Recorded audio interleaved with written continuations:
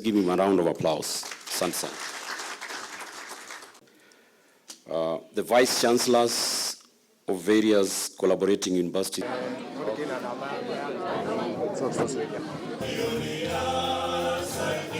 of ministries, departments, and agencies present.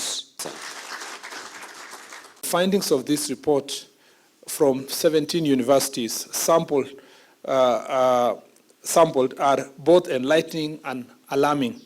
They reveal that 45.6% of university students have used at least one drug or a substance in their lifetime.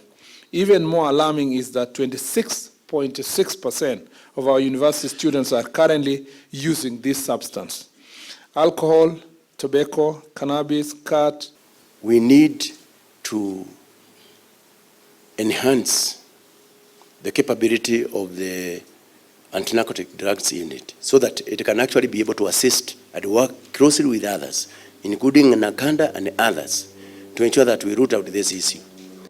Na riboti nĩyonania wega mũno atĩ arutwo aya aitũ thĩinĩ wa university marehagĩrwo ndawa ici cia kũrebia nĩ arutani arĩa maramathomithia, ona no mameraga mathi makamagũrĩre na kũu nja, ona no mekaga biacara nao o arutwo aya na arutani ao, na nginya arutwo enyewe kwĩna angĩ matũraga gũkũ university nĩ arĩkirie na no gũcokera aracokera tondũ biacara-inĩ ũgakoraga arutwo angĩ mena mĩaka nginya 5, 7 nginya 10 gũkũ university na nĩ atongu mũno, kumbe nĩ biacara marutaga ya ndawa ici cia kũrebia.